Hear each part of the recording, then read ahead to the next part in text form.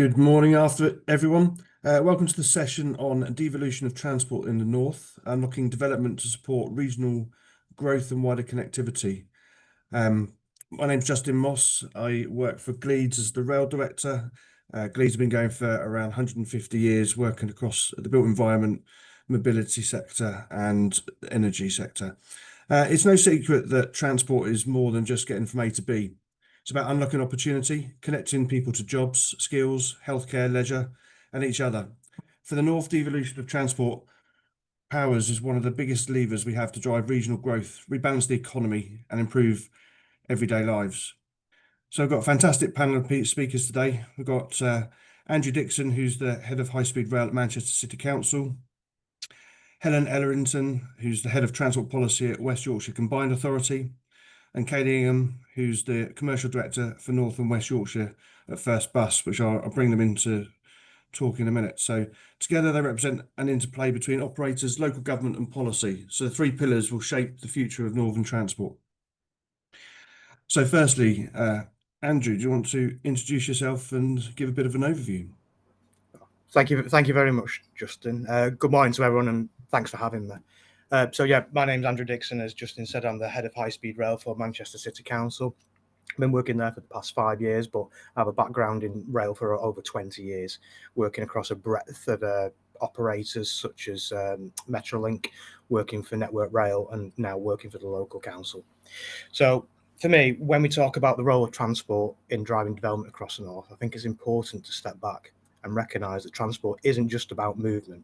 It's about shaping opportunity, unlocking growth, and building confidence in the future of our places.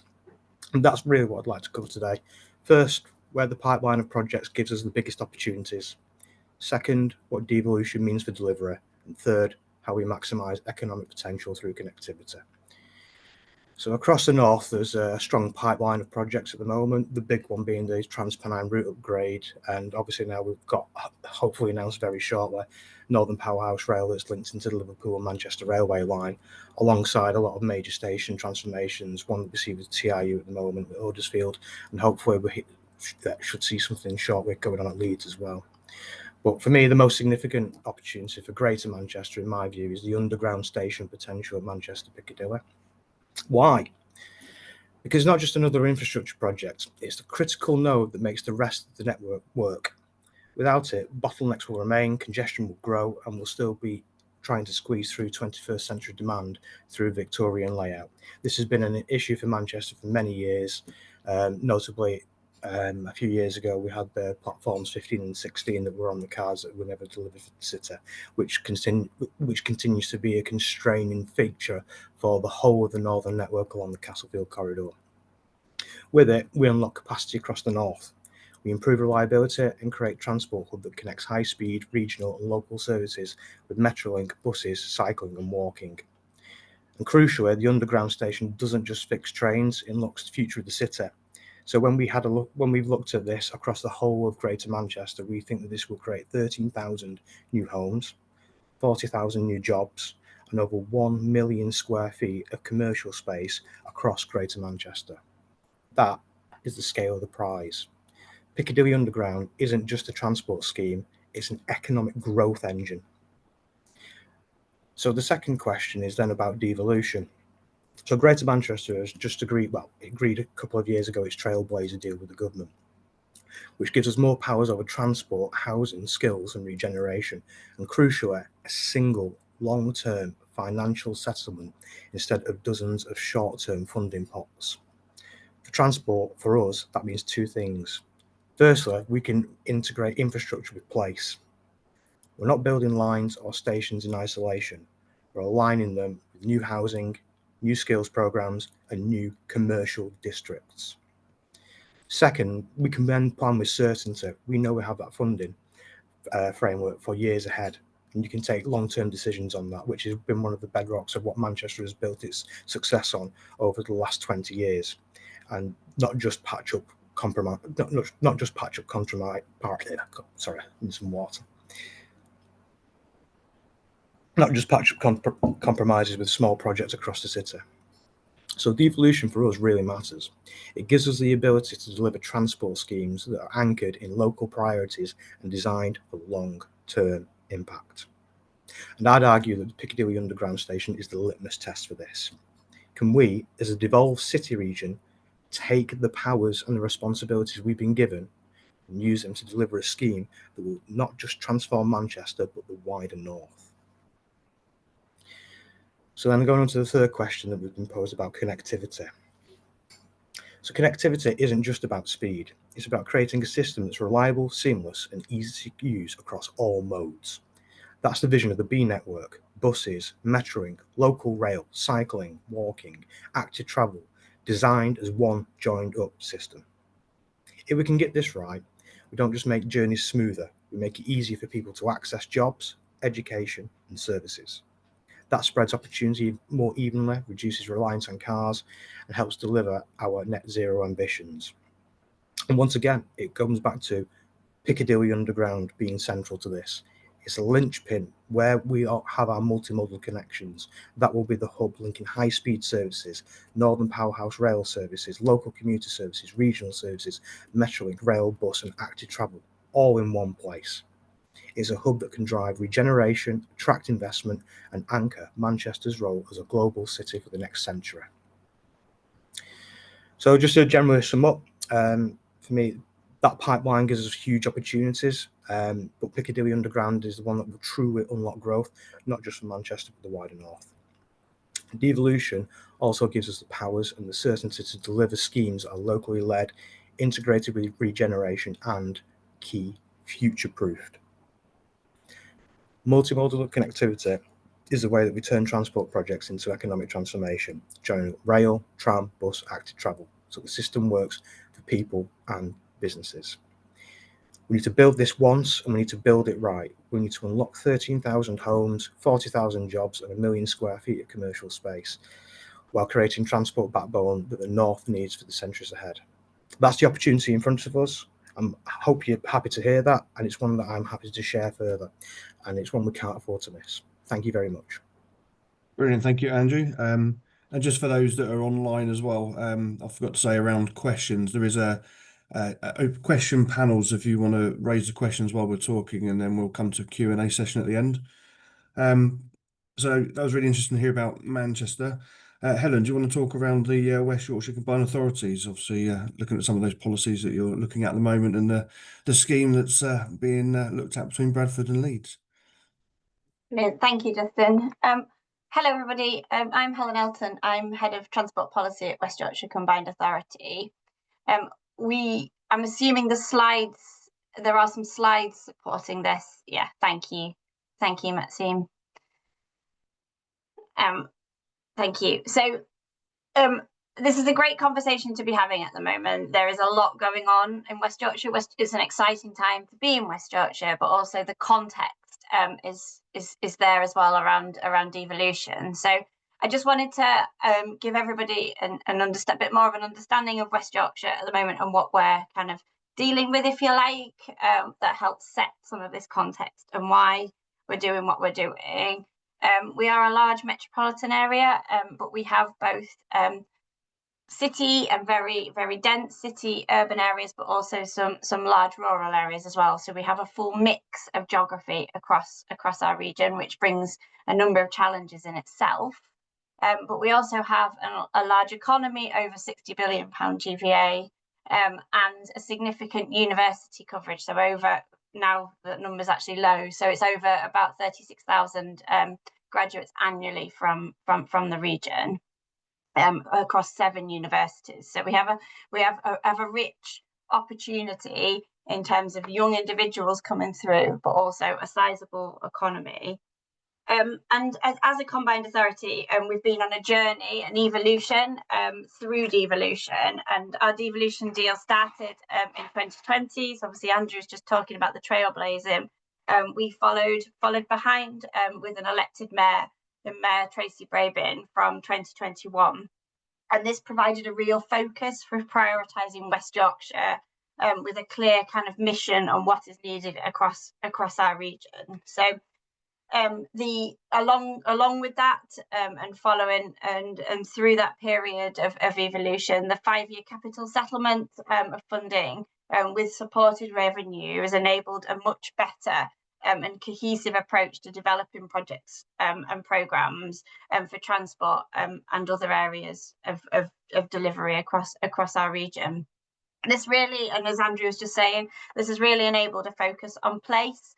So if we can move to the next slide, please. Thank you. So our place is really centre to this, and the current devolution bill moves us to become a mayoral strategic combined authority, which will really position us as a primary delivery organisation, supported by a significant outcomes framework and an integrated settlement.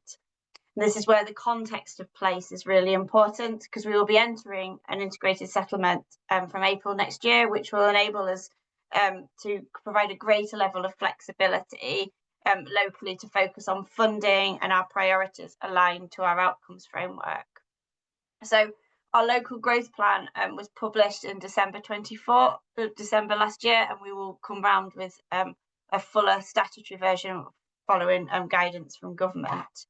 And this really gives that clear focus on place, enabling us to really understand what we need across our region and how we know and how we build this up. And from our evidence, we know that 1 in 5 people live within the lowest 10% of most deprived areas in the country. We have a gross disposable income in West Yorkshire of around £4 less than the UK average, and 1 in 10 people die related to air quality issues. We have some significant challenges that we need to overcome across our region, but it's not all like that across West Yorkshire. We have a significant variability across this, and that's why that context is really important for some of the things I'm about to talk about. Aligned to that, we also have relatively high car use, falling bus patronage, and a slow and unreliable rail network, which is limiting growth. There is a direct link between the two. Sectors, and we know from our conversations that sectors that are an important part of us growing our economy report connectivity as a #1 issue for limiting their opportunity to grow within a region, and therefore retain the wealth of knowledge and skill base that we are generating. Could you move forward a slide, please? Thank you. So what are we doing? We have a number of significant projects and changes going on in the context of all of this across West Yorkshire. So currently, we are actually currently consulting on our local transport plan. Our local transport plan provides kind of our renewed policy framework to enable the better delivery across all of the things I'm about to talk. But one of the linchpins, one of the hangings across this is our Weaver network. We launched our Weaver brand back in May. As you can see with a nice wrapped bus, we launched our Weaver brand back in May. And this is really us working through and demonstrating how we intend to create one integrated transport network that has a strong, seamless and reliable transport offer across West Yorkshire, bringing in the full range of modes that we think we can generate across to create that seamless transport experience.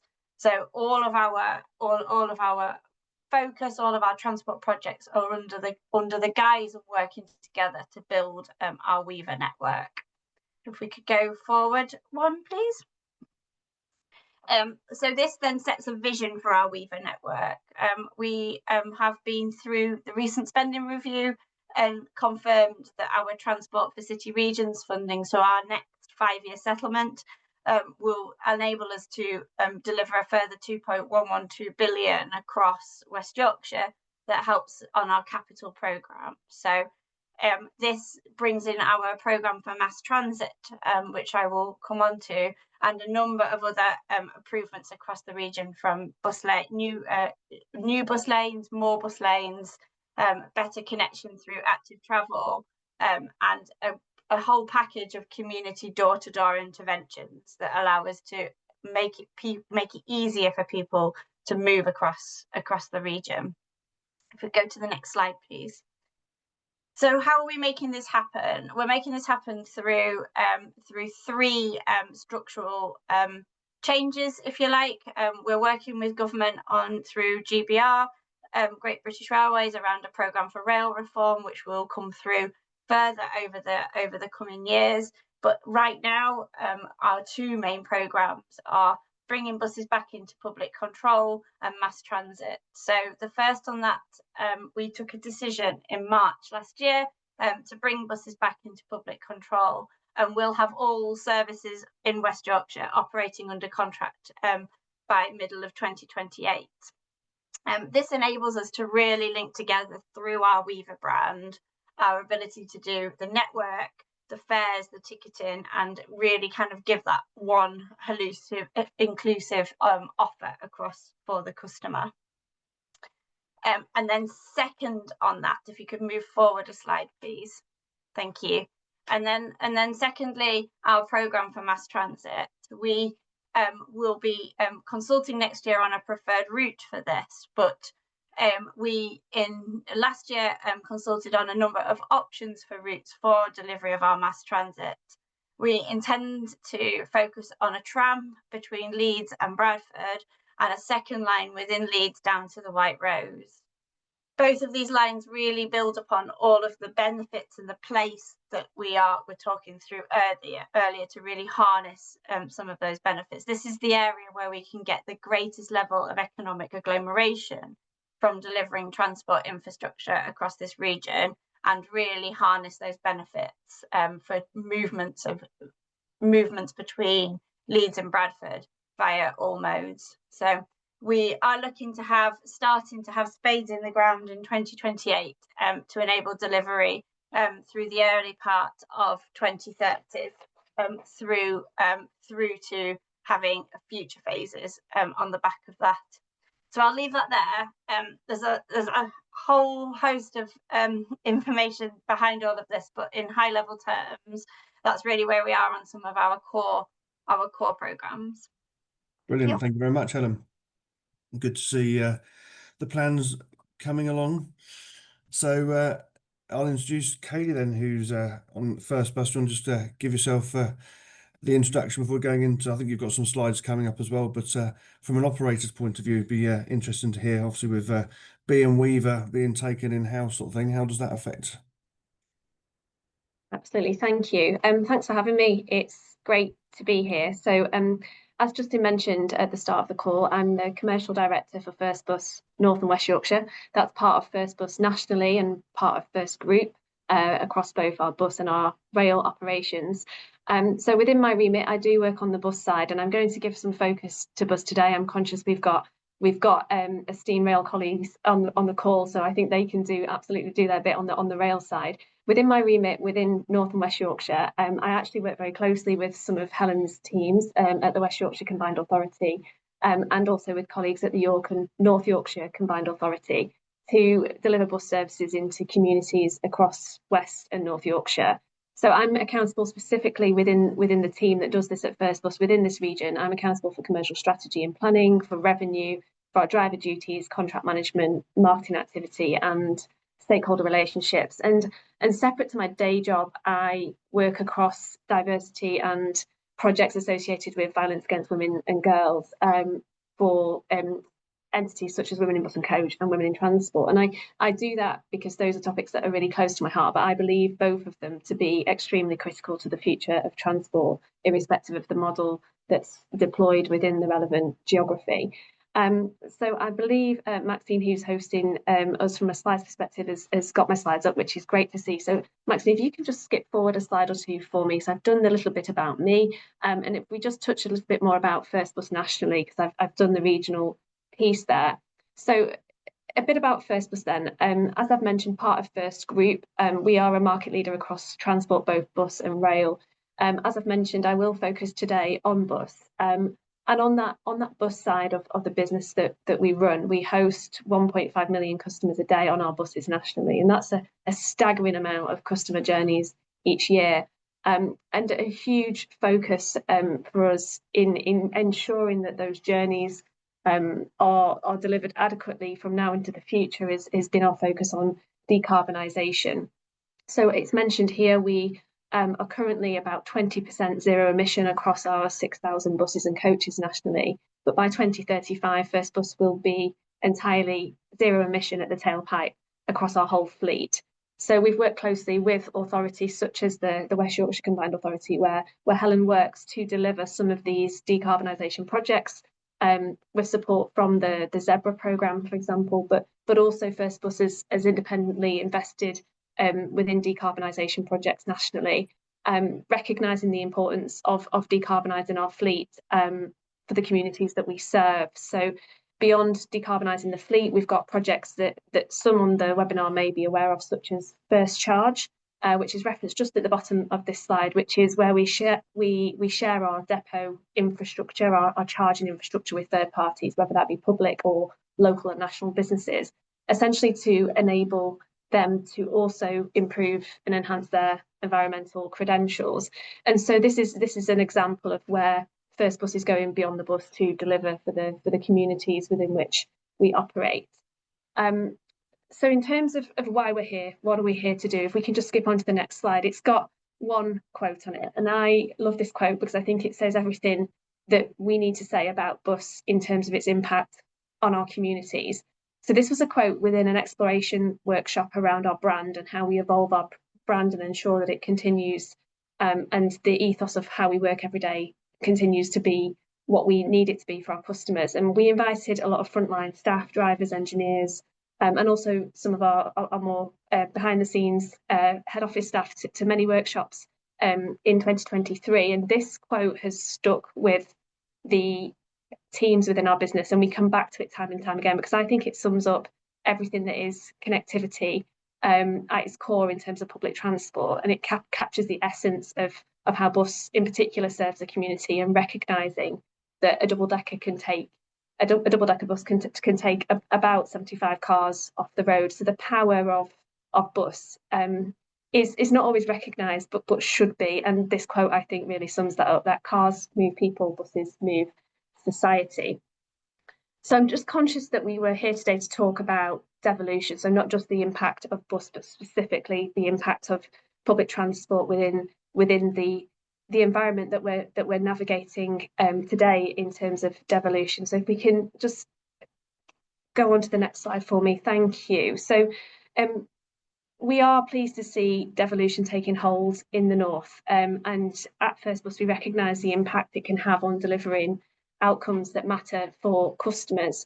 So essentially it allows and is enabling decisions to be made that are very close to the communities that are impacted by those decisions. It's enabling a level of agility that I don't believe we've managed to experience to the level that we are now getting.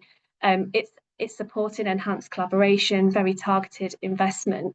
And what I would say is that whichever operating model is in place, devolution is enabling us to deliver with the authorities in a way that matters to the customer. So I want to give mention here to our performance within the London and Manchester franchise environments within the B network and under contract to TfL, where we are leading the performance league tables. But separate to that, we are also working very closely across enhanced partnership-based structures, for example, within Portsmouth, Leicester, Norwich.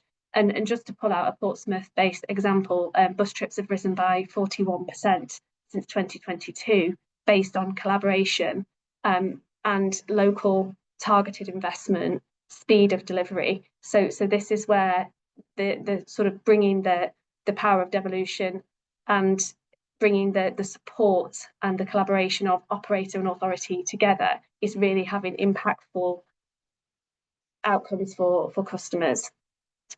So just touching then on sort of close out then and moving on to discussion, I think is where we're going to go. Maxine, if you want to just nip on to the last slide for me. Before we move on to that discussion piece, I think I just wanted to give a last mention really to something that's really quite important in the transport world as we progress forward, and this is, you can see devolution as a challenge that we need to, sorry, not devolution as a challenge, we can see congestion as a challenge that needs to be sorted with or in any which way that we now want to navigate our sort of operation from a bus perspective. And so I think devolution gives us an opportunity to overcome some of the challenges around congestion. So just touching on what that challenge is. So devolution essentially enables investment in a more agile way, as I've mentioned, and our ask, I suppose, as a large bus operator, is to enable that congestion challenge to be tackled head on. And the reason that that's really important is because our buses essentially are sitting in long lines of cars, and journey times are critical to our customer. We know, and I think we are all impatient by nature as humans nowadays. We want to get to where we need to get to very quickly. But if buses are going to sit in long lines of cars without investment in bus priority, we're not tackling the core of what the customer is asking of us. So the challenge is congestion, irrespective of the operating model, and devolution, I think, gives us an opportunity to tackle that. So let's get after it. And what the picture on the right hand side of this slide shows is, when we get that right, how we can essentially make commutes quicker. We can give communities reason to get out and about more, so we can unlock both economic and social benefit, alongside, of course, when we get the tailpipe emissions sorted, and we're well on our way with that, the environmental benefits too. So all in all, extremely supportive of devolution. Believe it brings a huge amount of enablement and agility to investment in transport, and critical is that we ensure that that is used in the right way. So let's get cars off the road, and let's stop these buses sitting in long lines of cars. That's what I would say. And I'll hand back to you, Justin. Thank you. Brilliant, thank you. So we've heard everyone's sort of opening conversations on it. So I've not seen any questions other than about whether the website or the webinar is going to be shared online. So if you have got questions, please do put them on there, and I'll bring them to the attention of the panel. But I suppose an open question to the panel to start with. We've talked around obviously all the good plans. Obviously there's the congestion to the skills, but funding's always the challenge, I suppose, to that. So do we believe that the devolved authorities have the actual current right tools and powers to maximise the value of this investment? That's an open question to anyone. I suppose I'll come to Helen first, policy, because you're probably sort of more at the forefront, certainly in WICA at the moment. Thank you. It's an interesting point. So we obviously we're going through a process through the devolution bill and moving to the integrated settlement. We have which gives us great opportunities from that funding and power position to really galvanise, as we were just saying, galvanise the benefits of bringing funding together. And structures that have been put in place, for example, through 5-year settlements for capital, enable us to develop a much better pipeline going forward. So as Kaylee was just talking about, that congestion, that creating space on our roads for buses, as well as active travel, as well as delivering our programme for mass transit, is really important to know. We're going to have a level of funding certainty over a period, supported by revenue, means that we can really develop that pipeline in a way that means that we're on the front foot to be able to deliver the right schemes for the right place, because that's hugely important. From a revenue side, obviously revenue has been challenged over the years, and bus, our bus service improvement plan funding to help support the bus network, as an example, has been challenged and has had to be prioritised. Bringing that together as part of our wider revenue offer through the powers and through the funding structures that we'll move to will hopefully mean that we can maximise that funding in a way that helps us to really leverage it. But we'll see where we get to on levels. Very good. So I suppose just extending that question to Andrew, I suppose we're talking around that probably more on the fiscal side, but what about the structural side? Is there anything sort of further needed to sort of unlock that long-term connectivity? Yeah, I was just rolling over there what Helen was saying. I thought it was a really interesting point, because I was thinking about the powers overall as well, thinking, do we actually have what we need to be able to to do that at the moment. And honestly, I'd say that we're getting there. We're building towards it, but I don't think we're fully there yet.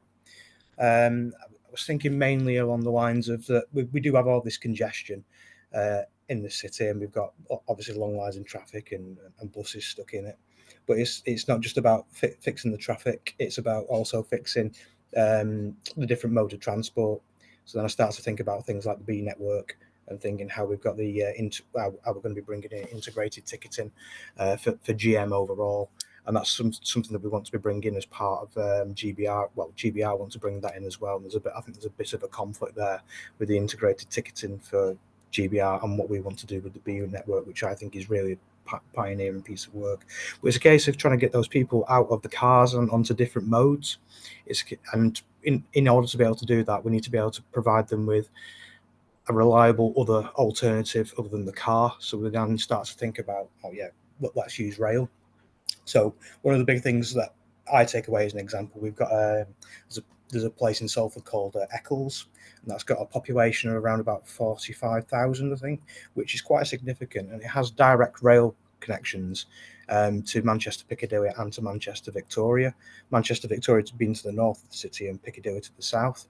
But at the moment, there's only 3 trains a day that run from a population of 45,000 that takes about an 8-minute journey that goes from Eccles to Manchester Victoria. If you miss either of them trains, it then takes you 45 minutes to get to your place of work.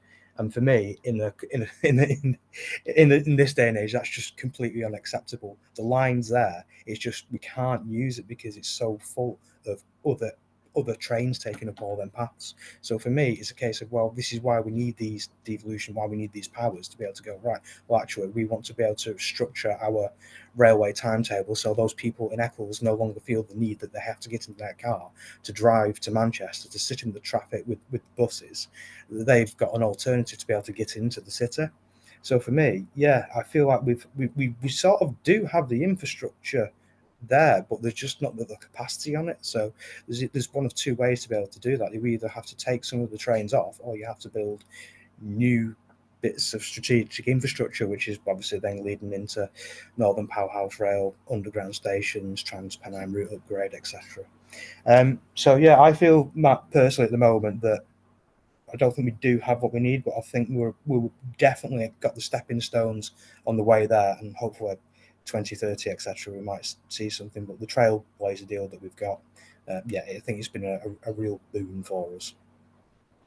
Thank you, Andrew. I suppose extend that to Kaylee as well, obviously from an operator point of view, and obviously with the networks coming in-house, and obviously we're seeing that in rail with GBR, and that's obviously going through various conversations on how that's all going to wrap up, which obviously I know First Group are involved in as well. But I suppose sticking to the buses, do you see any of these sort of changes affecting? Do you need to sort of look at more sort of partnership arrangements, or is it more sort of under franchising? How does it work for yourself? Do you mean in terms of investing in infrastructure schemes, Justin? Is that specifically your question? Yeah, so when we're talking around sort of still sort of around sort of the funding challenges, obviously we've got the funding for coming into sort of more sort of combined authorities and local authorities around sort of that whole sort of mass transport network. But how does that filter down when they're also trying to bring in to house, I suppose, some of the actual bus services or train services that were already sort of private previously, I suppose? Yeah. Okay. Yeah. Understand your question. So there are obviously different funding mechanisms available, and Helen's referred to BSIP as one of those examples. So BSIP is a mechanism of funding that is currently enabling, for example, specifically within the region that I support, in terms of looking after the sort of the West Yorkshire Authority area and the York and North Yorkshire. The BSIP schemes within those areas are supporting customers with supporting operators to reduce fares, for example, and the Mayor's Fare scheme in West Yorkshire has been a really good example of that. On the infrastructure side, there are large schemes that have enabled bus priority investment. If we look at an example within Aberdeen, where a large investment in bus priority schemes and a real push on the infrastructure side to speed up journey times actually enabled journey time improvement of about 25% for customers. And to Andrew's point earlier, and he was touching on the Eccles example and how he believes that it's completely acceptable to have sort of that elongated journey times in terms of your commute. It is only when we enable speed at the pace within public transport that matches a car or is close to a car that people will see that as an alternative that they can navigate to every day, and it only then will it become habitual. So the funding, whether that be for affordability purposes for the customer via mechanisms such as BSIP, or whether that be for infrastructure changes that enable fast and reliable journeys, but both are solid investments. What I think we're seeing more of is more on the revenue side in terms of the fares, and so I suppose my ask and my push would be that balance and that measure up of ensuring that it goes on to the infrastructure side too. And I'm pleased to see Helen nodding her head. I know that she agrees with me on this topic. We've really got to make sure that integrated transport mechanism and sort of connectivity model is there. The only way to do that with real sustainability is to invest in the infrastructure.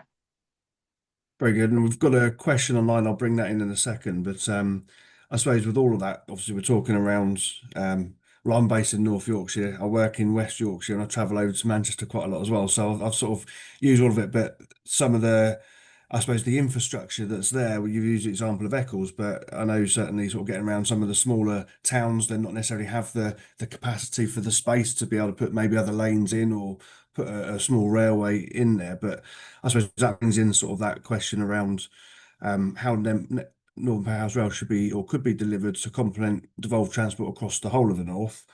So I suppose, is there any thoughts on how that works? Because what am I thinking is that if you've got the B network and you've got the Weaver network and you've got Network Rail sort of thing, is there any sort of future plans to be able to have tap on, tap off so that you can have that full connectivity? Or is it very much you're going to have to get lots of different apps to go across different places? And then how does that sort of money get devolved into it further, I suppose? Probably a lot to chew on there. Andrew's got his hand up and Helen's come off mute, but either one of you first, I don't mind. Go on, Andrew. Oh, fastest finger first, was it? It was. Yeah, I think that's a really good point. I think the integrated ticketing is going to be a bit of a thing that you need to overcome. It's funny this, I was actually having a discussion on a data-led discussion the other day about how it's really important to have interoperable data. So maybe there is a point where you have to say, well, yeah, Merseyrail,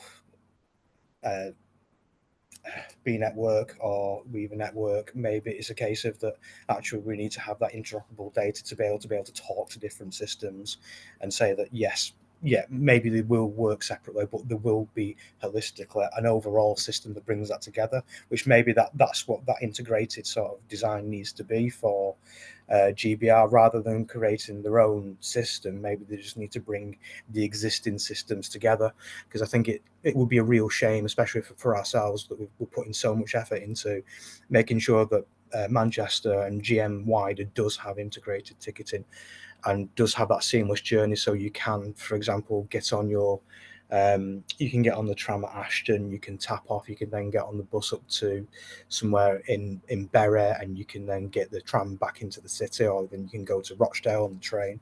For me, that those seamless journeys, they're really key. It also creates confidence for the customer as well. So they know that they've got their ticket, they can go wherever they want, they don't have to worry about having different things. So for me, it's not just that, it's also about the perception of how people feel about moving around your city as well. I mean, you look at how successful the Oyster card's been in London. I think nobody will say that that's not been a success there. This is why we want to copy it and why we want to try and roll it out across the north. So for me, there's probably a piece here for GBR and the integrated ticketing. Pull all these different ones together, and maybe that's the way it should work. And maybe we could be a bit of a trailblazer and saying, look, this is how GM does it. We do it very well. Let's work together on that particular perspective. I also think that really there probably needs to be some sort of like integrated delivery as well by design. So we really need to think about, if you did build something like Northern Powerhouse Rail, when you get off it, where are you gonna go? So for me, maybe one of the things that we need to think about is having maybe some more local leadership involved in the actual development of the railway itself and how it's going to be operated into the future. Because it's one of the things with Network Rail, it's great, you turn up, you get off your train, and then what? Then you're left with whatever the local offering is in that particular area, whether you turn it to somewhere like Eccles, or you turn it to Nottingham, or you turn it to anywhere else in the country. So for me, if you are going to be doing this integrated design, it needs to also have local leadership inside and built into that as well for the governance going forward. So we make sure that places like the Weaver network and the buses and all active travel and all sorts of other infrastructure are included in that, and they're considered in the actual design and operation, because, as I said, the key thing for me is trust for the customer. And I was just going to add to that, that I think you've hit it across the piece there, Andrew. It's the integration, it's the offer, the integration, and then the ticketing side of it that it provides when you're doing an integrated journey. People want confidence when they leave their home and where they're going to, that they know that they, that journey, that there is something that supports their decision making, that means that they can do that with ease. So that ticketing basis is really important, be that through an app or whatever. The most cross-boundary movements made by public transport are on rail as opposed to by bus, for example. So the back office systems that sit behind the Weaver network, the Beat network, etc., interoperability to those is really important, but it's the opportunity to integrate with rail that's a key part of this to enable that wider movement. Very good. So if it could just come back in there as well, Yeah, just I think for me, it's also about building something like Northern Powerhouse Rail as well. You then take existing traffic off the existing network.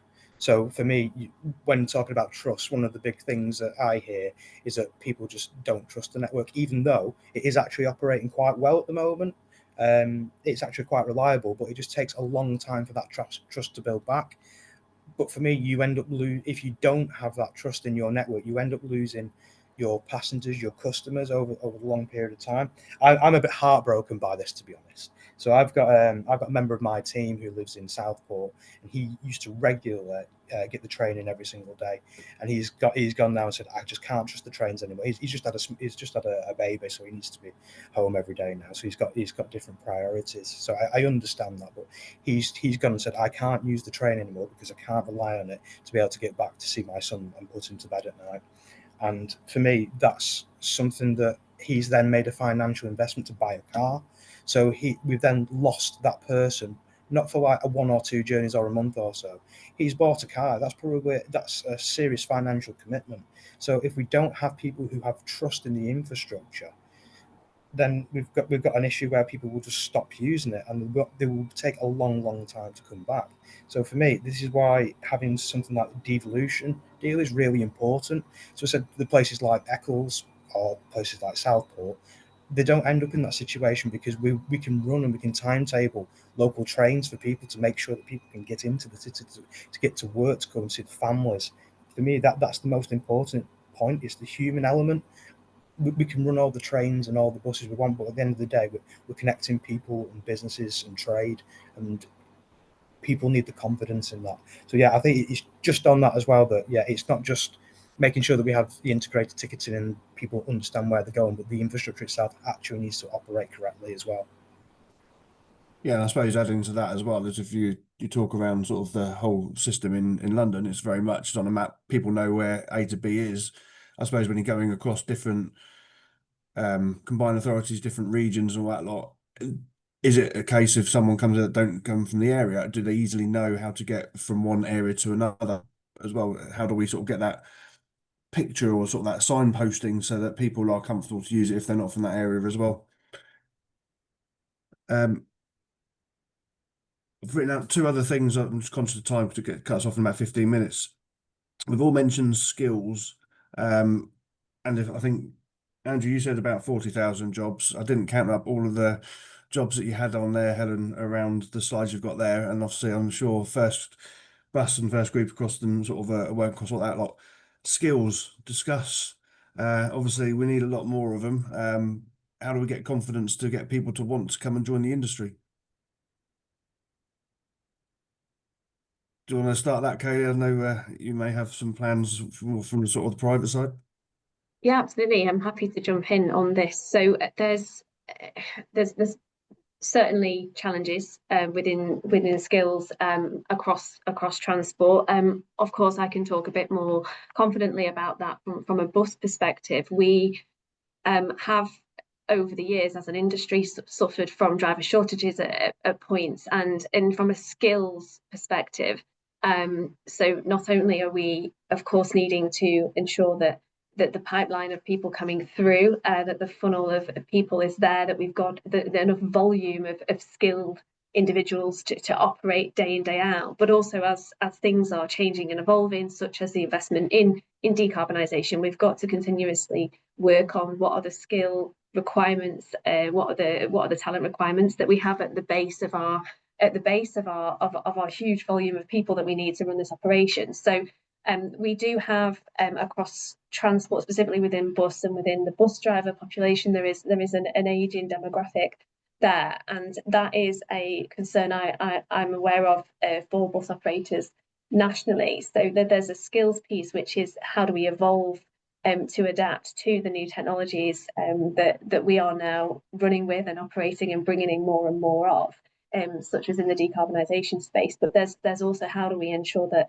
we're bringing youth up through the businesses and attracting people straight out of college, out of university, to come and work in the transport industry, to ensure that there isn't a long-term driver or engineer shortage challenge. So there are many ways in which we could probably spend the rest of the webinar talking about this topic, actually, Justin. But one key area that is really important is expanding out the attraction opportunity in terms of transport, and specifically we don't have enough females working in transport, and within certain roles in particular that's impacted in terms of the sort of demographic split. But essentially, if we get more people into transport and it becomes a more attractive place, a more attractive industry to work, for females, for example, you're essentially doubling the potential of talent coming through the industry in the first place. You've got more chance then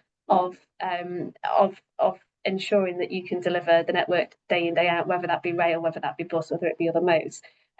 So we've got to do a number of things. We've got to really work on the skills and capability gap that could be created by evolving technology and decarbonisation in particular. But we've really got to tackle the diversity challenge that's at the base of many transport modes. And if we can do that, and we can tackle the evolution of talent and development in terms of decarbonisation, we have a real chance of ensuring, firstly, that we've got enough people to keep all of these integrated modes running, and secondly, that becomes a sustainable operation into the future by way of onward talent and development. Very good. And I suppose adding to that, it's you look at sort of the long-term plans of it. Obviously, you've got sort of different roles needed in sort of building brand new infrastructure in West Yorkshire Combined Authority. You've got the sort of adding to in sort of TFGM, and obviously you've got sort of like the infrastructure side or the bus operator side sort of thing. So that almost the operator side for Wykers further on down the line, really, because you've sort of got to build it first sort of thing. So how do we really get that sort of collective understanding out to the sort of people to say, you know, here is a market that we really want you to join and that is secure? Because obviously we hear a lot about in the press around money going in, money coming out, etc. So how do we sort of continue to maintain to get that true diversity and inclusion? So if I may, there's a range of things in that, isn't there? It ranges from retaining graduates, it ranges from retaining skills into industries that we need to support, engineering being one. For example, green skills. So actually being able to maintain and work on, you know, electric buses, for example, is a different type of skill that we, you know, we need to grow, because we're going to have more of this, for example. But the, you know, that investment needs to happen quicker. The role of apprentices is also really important in this, because opportunities for apprentices are significant, but how do we make sure we grow that market in the right way through all of our industry? And then lastly, there's a construction side, but there's maintaining a skill base in that operation side. So as Kaylee's been just outlining around some of the things that are happening around bus, you know, bus drivers, etc., etc. But there's how do people see it as a career across all, you know, across everybody, and not in just certain groups. So how do we make, you know, make transport overall an attractive industry is really some of the challenging and questions that we need to answer, and we need to create that and galvanize that supporting to really help deliver across everything we're doing. And there is something in that around funding and institutional knowledge, and how we work with some of our universities, our colleges, to really build some of that early on in people's decision making. Thank you, Helen. Andrew, do you want to add to that? Yeah, it's just an interesting story. So when I first came in, I was working with our skills team to understand that when I first came in, I was looking at what do you actually need to build HS2 in Manchester? What does a local workforce look like? And they put forward this interesting piece of work that they'd actually done during COVID with lorry drivers, where there was a lack of lorry drivers, as we all know, and they had this great scheme where they trained up all the warehouse workers to become lorry drivers. It was a great success after the study. So they went and applied the same principles to the railway industry to go, and they had a look at what was it you actually specifically needed in order to make sure that this is a success for Manchester in building this particular bit of infrastructure. And their assessment came back and said that every single portion was lacking. It was an aging demographic. There was very few training schemes coming through at the moment, and essentially what they had to do was to try and just pick one particular section to try and focus on, because it was essentially just trying to fix the entire industry, which is a real concern, because the average rail worker is probably about 45 to 47 years old, and especially when you start to get into the engineering disciplines, you're then probably talking about 50 years old. And so for me, I come from that background. I was a railway signalling apprentice 20 years ago, so I know what it's like to actually go and work around, and actually why it was attractive for me in particular was the fact that it was a good career, and also that my dad was sort of involved with it slightly and said this will be a good career for you, son. And I think he was right. Anyway, that's enough about my dad. You're not really interested in that. But I think one of the key things for me is, yeah, you need to build up that pipeline, but you also need to go, well, do you want to try and have a look at other things about extending your current workforce, trying to make them maybe work a few years longer? What sort of incentives can you get to keep the people that are really experienced here to teach the younger people that are coming through? So when it's we talk about getting apprentices through or getting about graduates, but it's that on the job training. Once you actually do have that job, you're no longer a graduate, you're in the industry. And it's one of my personal things I found is trying to find and learn off people who are experienced. I found very difficult, because a lot of people just generally retired early, because it's quite a well-paying career. So for me, it's a bit of a nuance here, that you've got all these people that are going to be retiring, about 20% of the workforce, I think, but people, especially in the engineering disciplines, are looking to retire even earlier. But then you also think, well, actually, you start to think about the blue collar, and actually the people who are out there doing the delivery. Those conditions have changed over the years. So there used to be a lot of day working going on, and now that's all shifted to nights and weekends, because it's become considered dangerous to be going out and working around live traffic. So people who've been working in that industry for the last 20 years or so, who had a good work-life balance, have now found that they no longer have weekends, or they're working nights and having to deliver things in different ways, and that's obviously having an impact on family life. And it's all these other little things that just keep building up. about how the workforce actually operates and what it does on a day-to-day basis and how it actually impacts people's lives. For me, it's not just about thinking about making sure we've got people with the right skills, because I think we sort of know what to do with that. We know we need to take that package out, we need to plug that into a certain person, and after 3 years they should have X amount of experience. It's a case of doing that, but then keeping them within the industry. And unfortunately, we see things like HS2 being cancelled, or we see other projects or railway projects being postponed. And especially with the railway industry at the moment, there seems to be a lot of people that are struggling on the supply chain side. Yeah. I just conscious we've only got 5 minutes left. Kelly, you had your hand up. Did you want to come in quickly?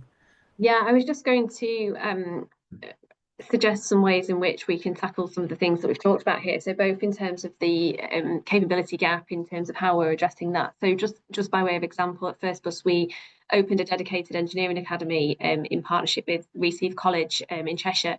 And that was quite a number of years ago. And at the time, it was the UK's first engineering training facility, enabling both hybrid and zero emission buses to be worked upon and for the students to learn about those bus types, those fuel types, essentially while they were doing their apprenticeship, and then they were released back into depots to do some sort of on-the-job learning as well. So it's about partnering with educational establishments such as Receive to say where are our capability gaps now, where will they be in the future, and how can we work together in partnership to start addressing those. And other examples in terms of the diversity side that I focused upon and spoke about, both in terms of demographic of age, but also in terms of gender.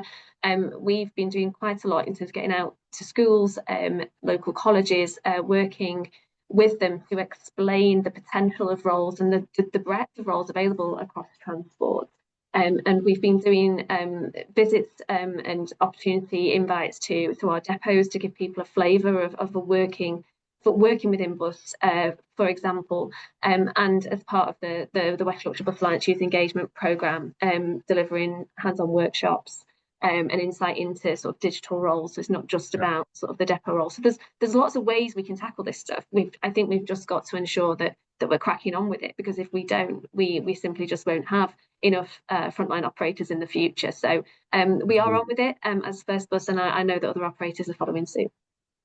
So it sounds like we need to make sure all the universities and colleges and schools have a list of all the opportunities coming up. We could talk about skills probably for a whole hour, and I'm conscious I had to sort of cut you off, Andrew and Katie, as well, but we're running out of time, unfortunately. I did want to bring up supply chain, but I'm very conscious that I'm assuming that you all can sort of send the links in that can go out with the video potentially, which the supply chain can get in to actually sort of see what those opportunities are to sort of work on those projects to help. But I'd just like to wrap up by thanking the panels. So Andrew Dixon, the head of High Speed Rail at Manchester City Council, Helen Ellerington, head of Transport Policy, West Yorkshire Combined Authority, and Kaylee Ingham, the Commercial Director at North and West Yorkshire First Bus. Had a really good conversation. I'm sure we could have carried on talking for ages, but unfortunately we've got to have to close the video in a couple of minutes. So if you've got a final word for 30 seconds each, then I'll let you carry on. Nothing specific from me, Justin, but just to say thank you. I've enjoyed the conversation, and there's a huge amount of opportunity essentially that Devolution is granting the authorities, and as First Bus, we're here to work with our authority partners to maximise the outcomes for customers in light of that opportunity. Sorry, Andrew, go on. I just wanted to say, thank you very much for the opportunity. It's been really good. And I think if everyone could just put their names down on the petition to make sure that Manchester gets an underground station at Manchester Piccadilly, I'd be extremely grateful. And same from me. So thank you very much. I think it's been a really good conversation and shows the breadth of opportunity that Devolution offers across both delivery, but also making sure we get that wider skills base across the north as well. Definitely. And as someone that started as an apprentice at 16-year-old, I definitely support learning in different ways. Doesn't have to just go through the academic route. Brilliant. Well, thank you very much. I think the video is going to close very quickly. So thank you all for joining, and see you all soon.